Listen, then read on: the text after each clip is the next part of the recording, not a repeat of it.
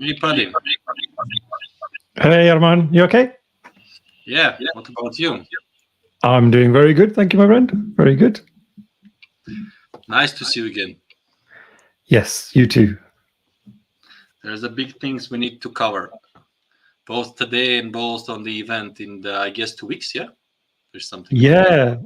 Yeah, I know, and it's getting closer, and it's just amazing just how quick time's going by. So yeah, I'm really excited. I've never been to Armenia before, so you're gonna have to give me a few pointers. What are some of the things I should be aware of? And actually, who are some really famous Armenian celebrities apart from the Kardashians? Because they're the only ones I know. Okay, so you probably know Charles Aznavour. Okay. You know, I guess Andre Agassi. Yes. Yeah, this is two comes from my mind, like Okay. from the scratch when we are just naming. But there are a lot of people. For example, a founder of the Moderna vaccine for the COVID-19. He's Nubar Afeyan. He's also Armenian. I see. So it's a very ancient country, and I hope you're gonna like it. And we'll obviously show you the rounds. Excellent. Okay, I think we need to see if people are joining. I guess we can wait for a minute or something before that. So I guess if people are joining, they can send some pluses or something in the chat so we can see it.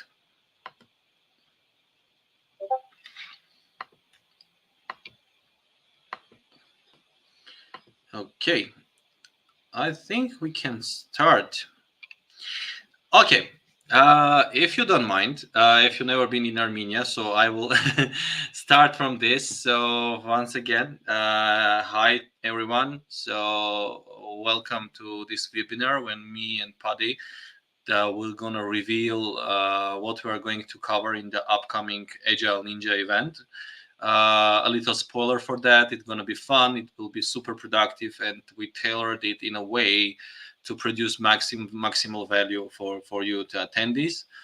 So what we're going to cover today, I guess, just correct me if I'm wrong, Paddy. So the idea is to uncover what we're going to cover during this event, for whom this event is intended for, and overall try to demystify about this event a bit and why we choose, obviously, the topics we choose to cover during this 2 days workshop.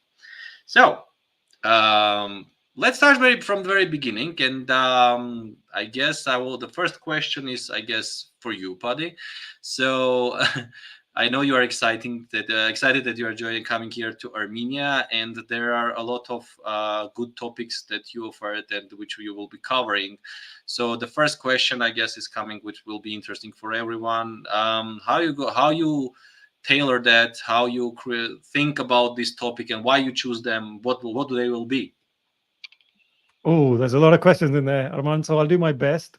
Actually, is it worth me just giving a quick intro because maybe people have no idea who this stranger is from England. So It's for me, I guess. The stranger is me. no. Okay. So yeah, my name is actually Pardeep, but everyone calls me Paddy. So I just want to clarify that. I'm actually Indian by origin, but I was born in the UK and pretty much grown up here. And I would say, just in terms of my background, I often tell people I went to the worst performing high school in the UK.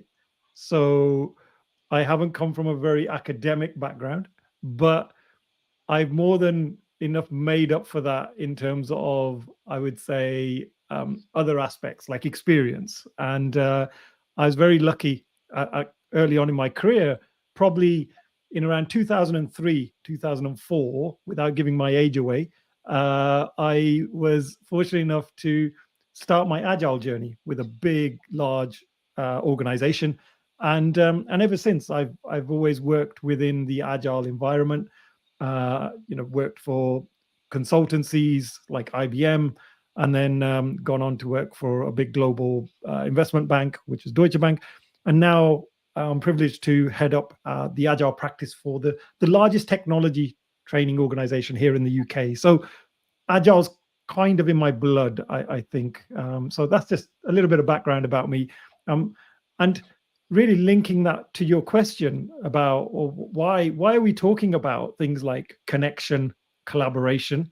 Well, if we think about the Agile Manifesto, we often put a big emphasis on collaboration, but most of the Agile training I've ever done doesn't really tell you how to collaborate well. We say it's really important, but how do you speak to strangers at work? How do you build a connection with people on the team? And so I'm really passionate about sort of connection, communication, and collaboration, and also creativity. So there's lots of C's there, but it's really about some of the soft skills, I would say, or human skills, rather than it being very technical. So that's probably the first thing to note. And the idea is, we've structured the workshops to take us through a journey. So the first workshop will be very much about how do we overcome our fear of connection. So our fear of having a conversation with strangers. Pretty And organic really, stuff, I guess, for most of the people. yeah, sorry, Arman, I missed that. I mean, it's pretty organic stuff for people who are like starting something to communicate. Is this first step about how it's going to be interpreted, and this is like outlining the most internal, let's call it fears from people, foreigners, to start communicating. That's what I was outlining. Yes, 100%. I mean, I always tell people I used to be a professional introvert, and now I'm addicted to conversation. So I'm I've gone through a journey myself where I was very shy. I was very introverted as a youngster, and then over the years I've kind of come out of my shell a little bit. But I think these skills are really difficult for a lot of us, and overcoming those fears is really difficult. So yeah, absolutely, it's about how do we from day one engage with people.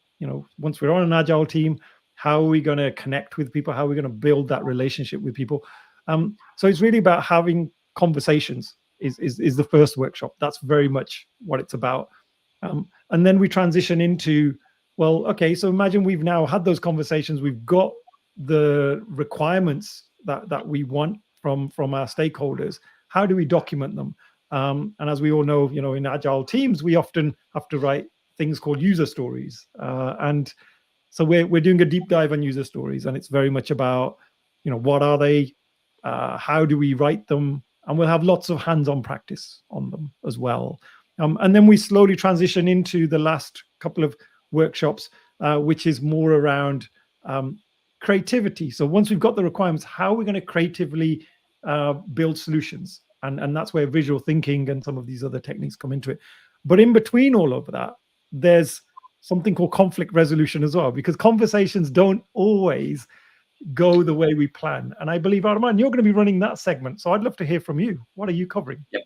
Yeah, thanks. That was really a great introduction, by the way. And I really like, I forgot that I knew about it, about the content part, and I was just listening about like, and getting a little bit like more than a little bit excited about what we're gonna encounter in there. Yeah, absolutely correct. There will be a piece that I will be covering about the conflict stuff, and this is also something that is very much related with the thing that you will gonna cover, because nothing in this life is going with ease. So like this fear of communication, like the communication itself, usually. Not usually, let's call it, sometimes related to the conflict part, which is one of the misconceptions that we have based on my experience, what I have, that people treat conflicts in a way mostly negative. Yeah, because who likes conflicts, and nobody likes conflicts. But what is usually missed in there is that the conflict is a really good school how you're going to treat people, how you're going to understand what was the origin purpose, because usually people taking what's on the surface.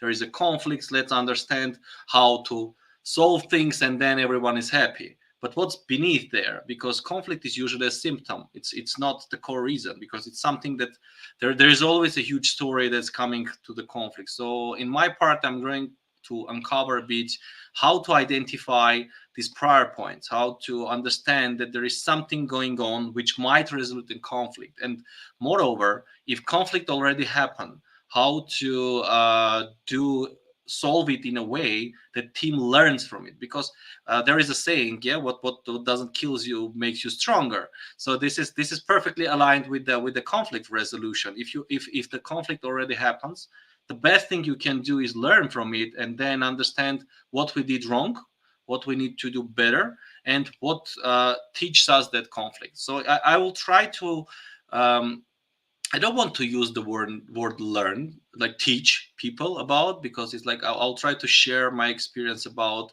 how to get the most benefits from conflicts, and moreover how to try not to avoid them if they are happening, but try to benefit, because as my father used to say, I can name, he's the most agile person, but he was saying that if there are no conflicts, meaning that you are not working hard enough. So if there is a conflict, it means people are putting heart in some stuff.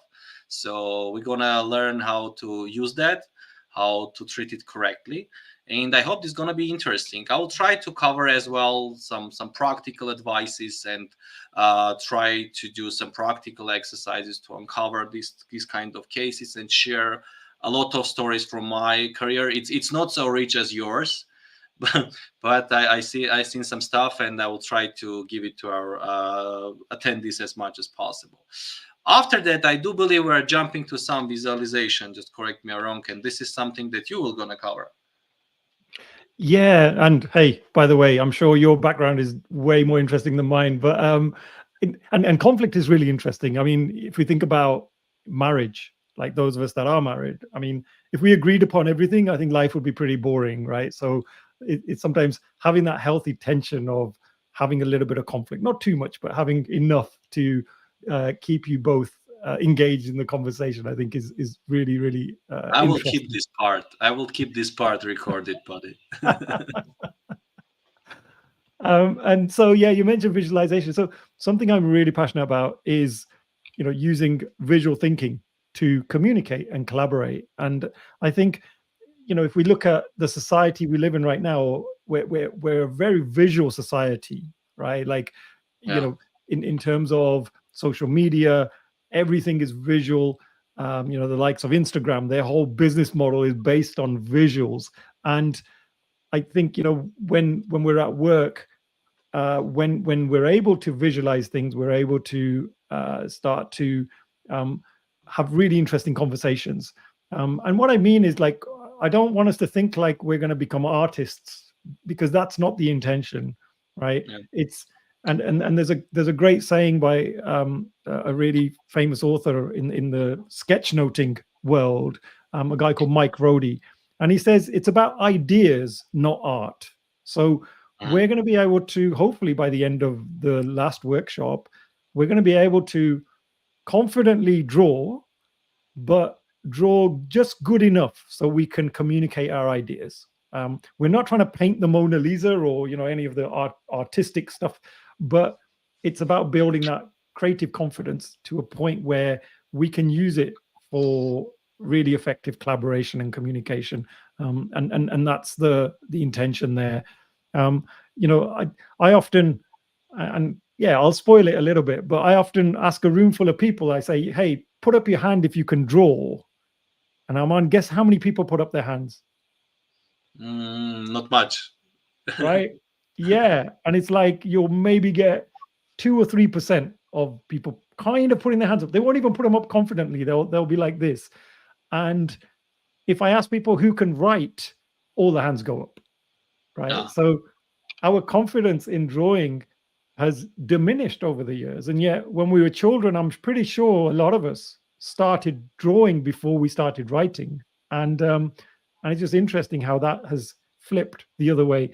So it's really going to focus on that part. So I'll just urge everybody to have your pens, your papers ready, because we are going to draw. I mean, believe it or not, we're going to be drawing along together. We're going to be creating stuff. It's definitely not PowerPoint slides where you're just going to get inundated with information. we're really going to immerse ourselves. And yeah, I can't wait. I think it'd be a really nice way for us to finish up the 2 days as well. Yeah, actually, I was just thinking what you're saying. Like we really start drawing before we start writing. So it's like the most, we can call it like the very first way to visualize our ideas. It's about how we draw it. Because if we imagine me as a father of two kids, I like when I ask something to show, I ask them to draw. I don't ask them to write it or but tell it, because they are not sometimes can express it. But in terms of drawing, it's much more easier. And I was I was researching about the visualization and found out one theory that's saying that the visualization make people to understand more rather than communication in some cases, because the visual pictures are more understandable for the people, because when they see something, they are interpreting it, they start to think about it, that fantasy start to work, like they start to think about them full. But when you're communicating, sometimes it's noise, like the body language or something, it absorbs some ideas about what you are intending to, what you are meaning to say, rather than what you meant originally. Yeah, I think it's gonna be great. And please prepare yourself also for this, like, hence I will also raise it with some conscience, but I promise I will try. I think what we can cover also as well, and which is also very interesting in there, I think it's more about the workshop process, what we can do, about what people can expect from us in terms of, like, let's call it in a ground way, like in a very ground. Let's try to show, like, highlights without spoilers, but let's imagine it's a movie trailer, like what we're going to show them. Yeah, I mean, I think the first session is very much about connection. So what I'm hoping is we actually build some connections with the people around us. And one way of doing that is through running icebreakers and energizers. So that's something that I'm hoping we can include into sort of some of the conversations, and really start getting people to talk to one another. Like, the general approach from my side is to maximize engagement. So if people are coming along thinking, they're going to sit there for 2 days and just listen to us, then that's not how this is going to run. And I because I just think that's just a waste of your time. Like, the whole reason, I think, why people come to these events is so they can get involved, and I love to involve people, and so we'll try and make it really hands-on and practical. I've created a bit of a case study that will run throughout the workshops, and I don't want to spoil that, because I think if I do, then people might start thinking about it already. But put it this way, it's not like a boring app or anything like that. So we are going to be working on a case study, which I personally think will be a lot more exciting than just kind of working on a traditional project. The idea is to make it quite sort of exciting and relevant. So we'll be using that case study throughout, and we'll be building pieces of that case study throughout each of the workshops. So it runs throughout, like, the 2 days. It's not just we do a little bit one day and then we do something completely different. We will maintain that all the way through. So that's the idea there. And so the general structure is, look, I'll share some stuff. I'll share some, thoughts. I'll be asking a lot of questions, a lot of participation from the audience. We'll then try some things together, and might be some activities are in groups, some are individual, or pairs, and then we'll talk about what we learned on after each sort of section. I mean, that's generally the structure of each session.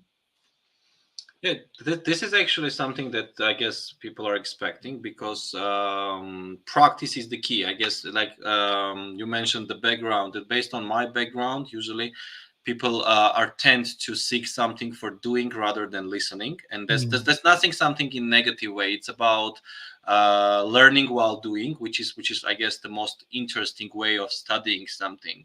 So whenever we are going to show them, make them, if we do something together, it will I guess help us to learn together about what the audience expect for us. And this is really interesting, that is going to be like the entire storyline, let's call it like this, from the day one to day two. So the by we one thing that I think we obviously can do is that what will be like our initial expectations on the day one, and by the end of day two, this is what we get in the results. And this journey is really exciting, because people are gonna see what was the initial plan, how the actual thing went, and what was the process in there. So they lived there, they worked there. So it's not something like as a boring training about, guys, you need to do this or so. So it's like a unique experience for everyone.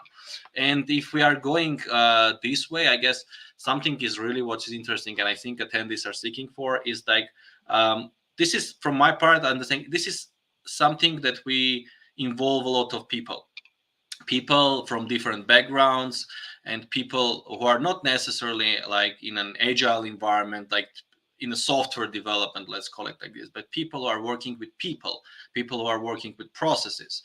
So I think what we can cover as well during this webinar is also who we're expecting to see, who is this webinar for. Small spoiler, I think it's for everyone who is working with people, because this is the general idea for. But I will give you the I will give you the mic to share some insight on that. No, I think you've hit it spot on there, Arman. Sometimes when I'm running agile training, I put up the Agile Manifesto, and I go through like the values and the principles, and I tick off all of the values and the principles that are related to people. So wherever there's any kind of people focus, I tick those off. And usually I find like more than half of the values and principles involve people. And so I often do say to leaders, if you don't like people, then you probably won't like agile, because it's a people business. It's all about people. And and I think exactly what you said there. It's really any role that needs to engage with people, and I can't really think of many that don't. Right. So typically all of us have to connect with someone. All of us have to at some point build rapport with those people, and we need to collaborate, right? Because individually we're not as smart as we are when we work with others, and we bring lots of ideas from diverse groups. And so in terms of specific roles, I mean, it's everybody from project managers through to business analysts, through to product owners, through to testers. Like any role in a team that requires engagement with others will get benefit from these workshops. And I think equally, if you're from a non-technology background, they're just as relevant as well. I've just seen a question in the chat: is the workshop only for agile PMs or other team members? Absolutely, it's not just for project managers. It is for a much wider group. So I'll just give you an example, Arman. My children, I have an 11-year-old boy and a 14-year-old daughter, and I've run not the full workshops, but I've run elements of them with my own kids. And trust me, they're not very agile in their thinking in terms of the agile that we know, although agility is something they're really good at. And it's been equally valuable for them. So I would say it's absolutely for anyone. Yeah, that's a very good point, and I think it's how I said is like for people who are working with people, and if we go back on the very first thing that we were saying about communication, about connection with people, I think this is something that both agile community, business community, like people community can always benefit for, because the way people cooperate with each other, they communicate. So this case is basically drives our workshop for everyone. And I think very initial when we were thinking about this workshop is that we're thinking about redefining what the workshop means, because we wanted to keep it as practical as possible. But the ultimate goal for this was to make it as wide as possible, to not to cover like one specific group of people, whether the project managers or product owners or business owners or whatever. It's about the same value of a person who is just a member of the team, whatever his role is, but he's cooperating with people, he's engaging with people, he's working and talking with people. He will get the same value, the same benefit about, and the same, I guess, unique experience about what we're going to show him as the business owner. Obviously they might pursue different targets, and that's fine, because each of us has a different job on it, but the value will be the same. And I just want to underline this, because there is a lot of myths and things that people think that agile means software development, that this is something that's very related. And I do remember that one of the founders of Agile Manifesto, Ari von Bennekem, on one of his trainings said, if I go back while creating the Agile Manifesto, I will remove software development from there. I will say like product creation, which makes it much more unique and much more wider experience. And this is what we are actually doing. Our workshop will be for everyone. And I just want to people feel free that it will not be a workshop in a traditional way that we're going to only tell them you do this and you do this. It's about performance, it's about expressing yourself, but in a visualization, in a connection way. And ultimately we're going to have a lot of fun, and we're going to create a new networking, which is amazing and which is great. I was going to say, Arman, on that point, you and I were on a WhatsApp chat, and I asked the question. I said, do Armenian people like to have fun? And then I said, like, how much fun are we allowed? So yeah, I've got Arman's permission to introduce fun into the workshop. So if people don't want fun, then I'm blaming you. Yeah, that's fine. I will take the full responsibility for that, because we'll have fun, we'll have learn, and I guess both of it will be like the ultimate line in our workshops. And this is something we can obviously promise, both of us. And even in a topic that I will be covering, like the conflict resolution, again, it's something, when we hear conflicts, we tend to feel something negative, or I don't know, something that people try to avoid. But still, every conflict can be covered, I guess, in a fun way, because it is something that you always can cover with this. Oh, I see that. Oh, we love fun so much. I initially read that we love you so much, and I was like, okay, this is a great thing, but the fun thing is also great. Okay, so I think what we can do is see if there are any other questions that we can cover. And one more thing, which is, I guess, is also important, is that that people will work with teams, and people will work with groups. And I will ask you also to involve this process as well, about what kind of stuff it will be, so people will come a little bit prepared with that.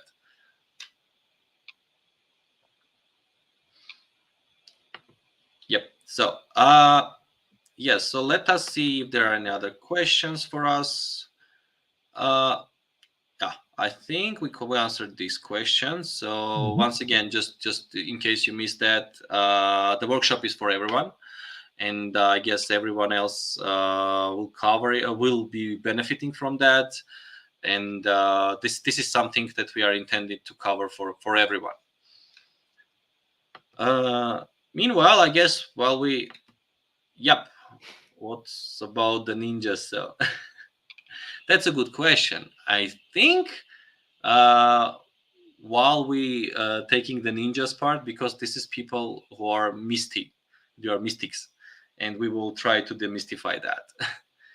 A question, Arman, Paddy, can you please describe a little bit about workshop process? And again, the ninjas. Okay. I think we can go a little bit deeper in the process part, Paddy, not without spoiling something, but something that we can additionally cover, so we can fulfill the interest for the people. Okay, in 2 minutes. So I think, in terms of the actual structure of the workshop, as I mentioned, we'll be building upon a sort of a case study throughout. So that's kind of going to be central to a lot of the conversation that we do. Mhm. It's going to be interactive. We'll use a mixture of approaches. So in some cases, we'll get groups to work together, and then for them to share ideas. But in other situations, like I'm a big fan of giving people time to work individually as well. Just have some thinking time and for people to reflect for themselves. Um, there's different techniques that we'll be using to help people as well. I mean, I appreciate not everybody is comfortable with putting their hand up and shouting out things. So there'll be some techniques that we use to help people. So there's a great technique called, 1-2 for all. So we give people individual time, then we pair people up for them to speak to someone else, and then they get to speak to people in a group of 4. So it's less intimidating for people to have to kind of stand up and talk to everybody. So we'll try and sort of cater to everybody's tastes on that front as well. Yeah. What else would you like to know about? Yep, that's a very good thing. And one thing actually I remember that I got questioned a couple of times with the last days, because they people like from here, they're seeing the advertisement, they're seeing something, and then they're asking, okay, what it will it be like some boring training? And I will say, no guys, it's not something that you ever seen. So we think of doing something really unique, and doing something which is different from the workshop that you have seen, because I've been in my life like in a couple workshop, but if I like just go back and remember a couple of them, there were some that I want to forget, obviously, Mm, because it was something, it was like just makes me remember my school times. Like I was born and raised in the 90s, and I don't have very really great memories of that, but there were like amazing workshops and things that helped me to redefine a lot of stuff.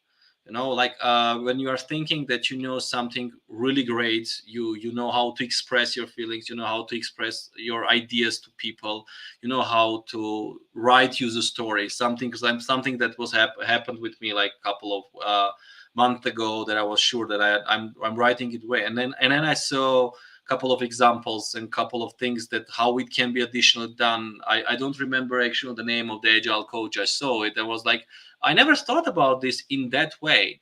So this is opening for me like new perspective, and I do expect that a lot of people will also um, benefit from it. They can um, unveil for them new edges about things that they think they know, or they did this, or they did it somehow, but it can be something really unique. I guess we have a question. Like Mariam is asking, are you sure that the communication skills and techniques you will discuss during the workshop are applicable to Armenian companies? Oh, that's a tough question.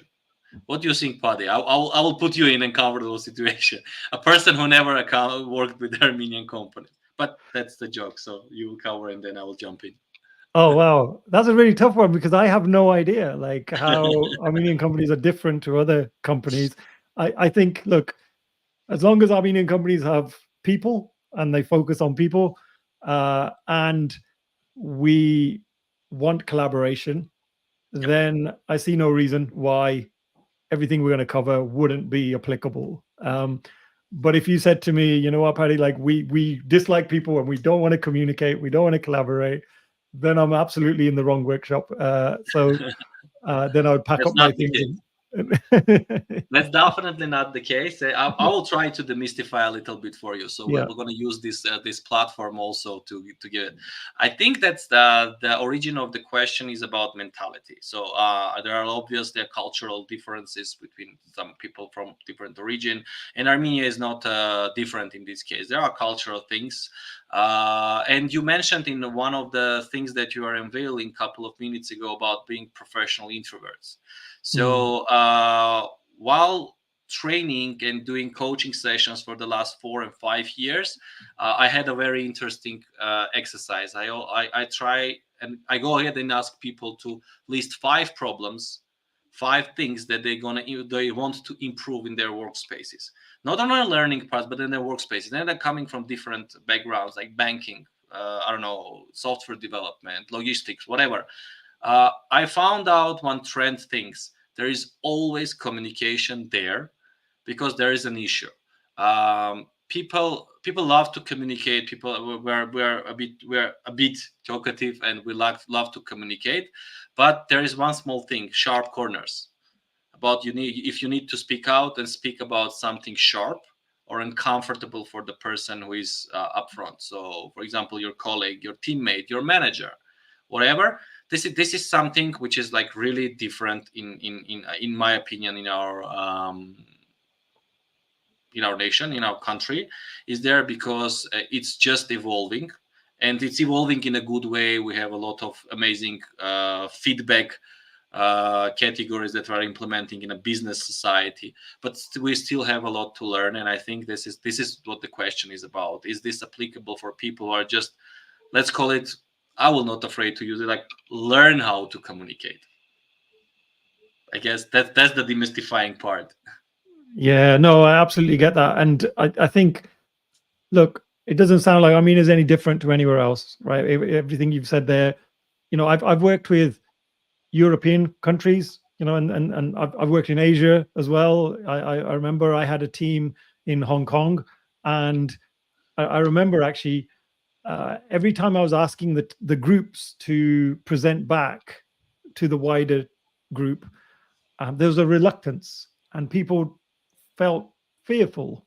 And afterwards, I was told why that was, and it was because the culture in maybe that office, people weren't used to that, and then the second reason was their boss was in the room as well, and people felt reluctant to share openly when their manager was there, because if they say anything that might be a sign of weakness, it may go against them. So it's really interesting, the dynamics in different countries and different regions. And me being a visitor to Armenia, I hope you'll keep me in check, right? Like if you're finding I'm not adhering to the cultural norms, like just tell me. I'm totally open for that, right? I don't think we're gonna have a problem with that, actually. Like, let's not. I guess the question origin. Let's not take us to the edge part in there.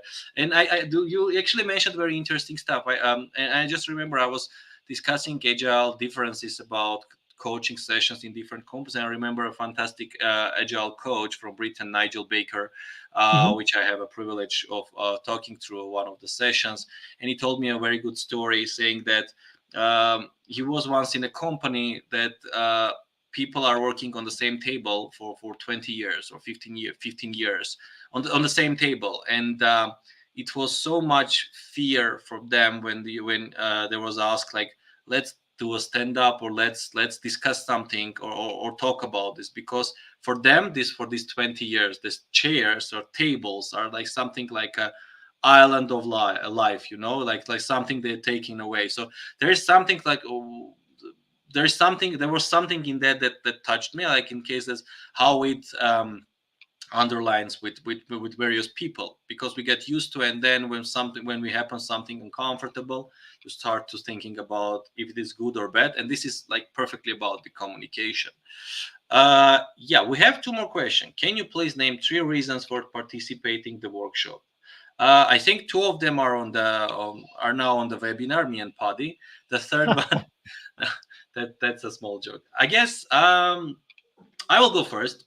Let's see. That name 3 reasons. First thing, it will benefit your professional experience, professional development as a professional. The second one, it will benefit your personal growth. I will not afraid of this term, because while we grow on us, we learn a lot of stuff, and then we are better in our professional stuff. And the third one, it will be a great networking session, because what we plan to do, a lot of people who are tend to learn, who are open and willing to learn something new.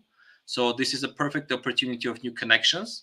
And this is like 21st century. The connections are the new gold, in my opinion. So my personal 3 reasons will be like that.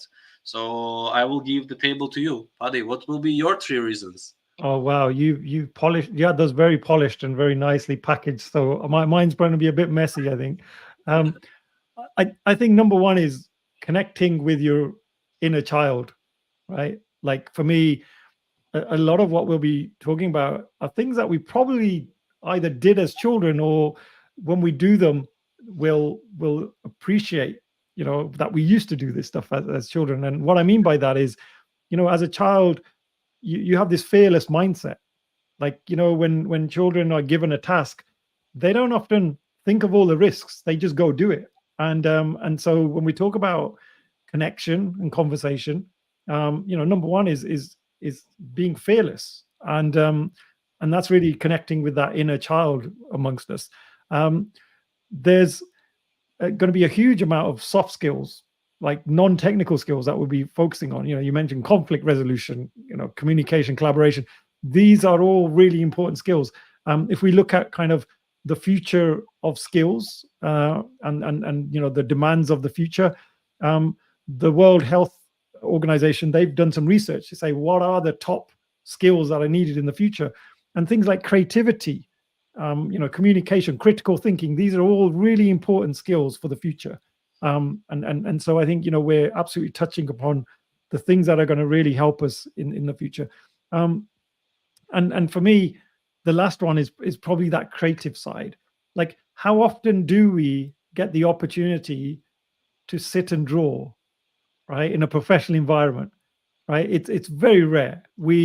We're always reading and we're always academic in everything we do, but actually giving ourselves some space and time to get creative and actually use a different part of the brain, the creative side, is something that I think is really valuable, both for our mental health, but also I think as a superpower. And I'm all about superpowers. So the last reason is about doing things that we wouldn't normally have the privilege of doing at work, which is getting creative. Yeah, that's a great thing. You said you'll it will be messy, but it's like perfectly touched the ground actually.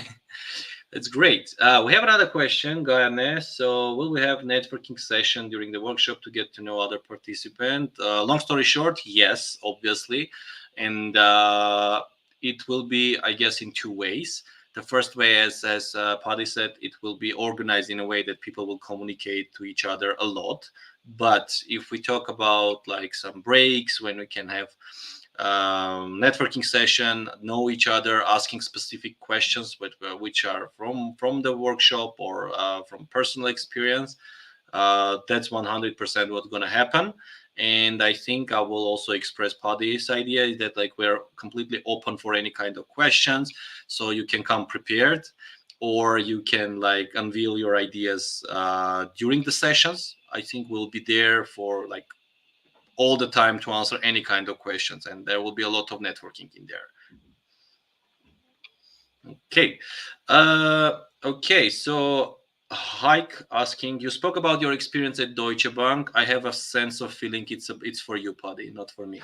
Would you please tell us a little bit more about the specifics of agile methodologies in financial companies and in multinational companies with hundreds of branches? That's a tough one. That's a tough one to answer in 2 minutes on a webinar. Let's do this. I think, questions like that are going to be really useful when we're face to face and we're able to share that with a wider group. I know we're looking to do like a panel discussion as well during the session. So let's maybe keep hold of that one, because that's a really nice one. And I can absolutely share stories from Deutsche Bank. Equally, I worked on probably the world's biggest agile failure. I forgot to mention that, and Arman may uninvite me now to the session, but I was part of the group that worked on probably the world's biggest agile failure. It was about £4 billion worth of agile failure on a UK government program, and again, I can share lots of lessons learned right there as well, and maybe that's something we save for the panel discussion. Yeah, absolutely. This is something is really interesting because from failure we learn, It's again something not something in negative in a way, but it's something that we can definitely discuss in there. From my side, like long story short, to answering Hike, is that what I have encountered in the last couple of years of working with people from financial thing is that there is a agile myth, let's call it like this, that financial institutions have some limits, or something is not applicable for agile use because they have like laws, regulations, or something. I will share one controversial idea, and I will continue this in the parallel. In the banks, in the financial institution, there is usually much more environment to create some agile things because of these laws and regulations. Because you definitely know from the beginning what is not allowed in terms of laws and regulation, but you have total freedom in between the rows to experiment in a way for not violating that, but to gain maximal value. So this is something that we can keep as a great discussion in the panel stuff. What are the differences? But I definitely say that financial institutions have a lot to offer in terms of agile learning and how to do things agile. Yeah, but this was a really tough question. I was reading and I was like, whew. That's a great one, but we handle that. I guess, yeah. Do we have any other questions? I think no. Lucine, okay, thank you. I guess it will be something really interesting and useful. And yeah, Amalia from the LinkedIn asked the question about get to know other participant. I guess we answered this too. Yep. If there are no other questions, I guess what we can say we can proceed to the one final block of this webinar is something that we would like to send as a message for people who are going to attend that. If you don't mind, I will start. So being in an agile environment and working with amazing people throughout my career, I do see this workshop as a unique opportunity for all of them and for people in my country. I'm proudly saying this, like in my country, that to learn something new and to grow as a community, to grow as a professional, which is really one of my really core principles in delivering agile education or working in agile environment. And this is far beyond being a workshop. This is something we're going to deliver as something unique. And I will be, and I know that I will know a lot of people from the participants, and I would like to say thank you for everyone who will be joining us, and I will expect all of them, and I will see a lot of great people in there, really great. Okay, something from you, Paddy? Oh, yeah, something late, but a good question. Yeah, shall I answer the question on the screen first? Sure. Yep. I don't think we want to leave someone with an answered question. Yeah, I mean, the idea with the user stories section is we will try to sort of almost work from the why of user stories. So first of all, like, why do we use them? Why are they important? And then we'll work all the way through to how do we elicit them from people? And what are the differences between eliciting agile requirements versus traditional approaches? So just getting that distinction. And then we want to deep dive on different formats of stories.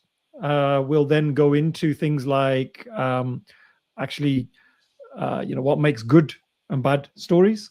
But then throughout that, we'll be practicing writing them as well.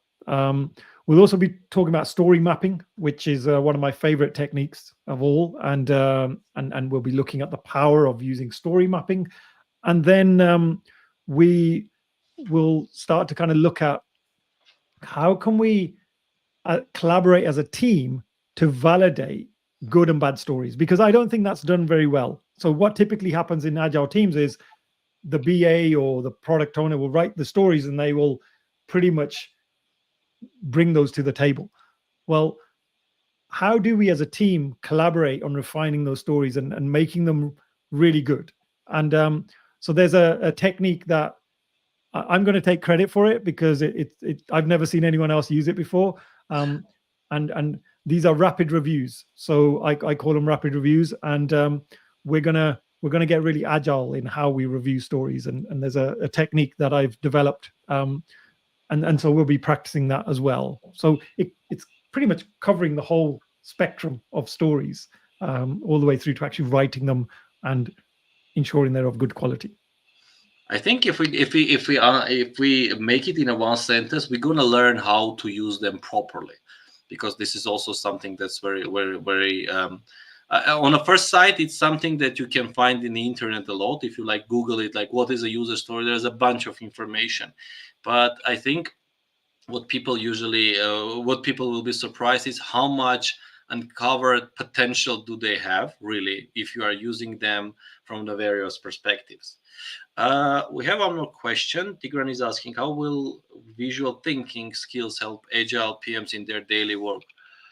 I think this is something what I can say, being an agile PM, my daily stuff is that we need to visualize a lot. You are visualizing your end goal, your sprint goal. You are visualizing a lot of things, and one of the key values and one of the key things that the project manager should do, you need to visualize what you're trying to achieve. Is it the problem solving? Is it a feature, or is it like a business deal? Let's call it like this. So if you can visualize something, you can achieve something. Because if you are not visualizing, you're saying I need to do something. It's just words. But in terms of visualizing, you're also visualizing the steps how to do it. So this is something that I'm working with every day. If you are not visualizing something, you are not. How are you gonna solve it? That's the ultimate question. Usually there is a silence behind that. So if you want something to add, Paddy, just go ahead. No, I think that's totally right. I mean, the fact is, if we want to embrace creativity and collaboration in a team, then visuals are really good at that. Like if I drew something on the screen right now and it wasn't perfect, I'm sure, Arman, you would like look at that and go, oh, like what if you did this to this? Or actually, that's made me think about this other thing. So now we're collaborating because we're refining something together. So the idea is we're able to kind of use the visual as a guide, and then we're able to collaborate over it. Whereas if I said these are my requirements and I just started writing them on the board, we assume that they're finished. We assume because someone's written it down that those are now correct, right? But when we're visualizing things and ideas, they don't have to be fully finished, and it gives people the opportunity to then build upon that. And again, for project managers, I think it's a superpower, right? It's like if I'm trying to articulate a concept or an idea, or I'm trying to create buy-in from my team, creating a visual story is a superb way of doing that. And we'll touch upon visual storytelling as well. Probably won't go that deep on visual storytelling, but it will be something that I think I'd like to get people curious about. Yeah, I think something also about visual thinking as an underliner. Can I say it's something that is opening for discussion. It's not something that's like it's not a contract. It's like an invitation to collaboration, which is basically which is basically what we need in terms of problem. Because we're, as an agile PMs, I think we need to utilize the entire power of the team, and one of this is like an invitation to collaboration. And for that, you need to visualize the problem, because not everyone will look at the problem on the same age as you are.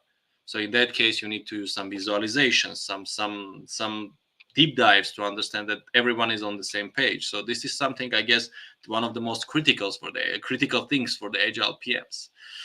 Yep, that was a great question. I think that was the last one, and I don't think we have any more other questions. And I was a little bit in a hurry and told like my words as a finalization, and then we had some questions. So I will give that turn to you.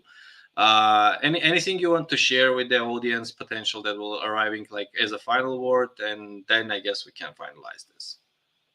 No, just that I'm really looking forward to meeting everyone and hoping to learn a lot about Armenia and the Armenian culture. Like for me, it's just as much of a learning experience as it is for anyone attending the workshops. So that's it's a two-way relationship. So my commitment to everyone is I will share and I will hopefully bring some insights, but I'd like you guys to give me some as well. So then we have a contract on that. Yeah, while we share, we learn. That's always that's something I can promise you as a proud Armenian. Awesome. Okay. Uh, Thanks very much for everyone who joined us today for this webinar. And I would like to say thank you to Paddy, because this was really interesting session, and for me as well, even being a participant.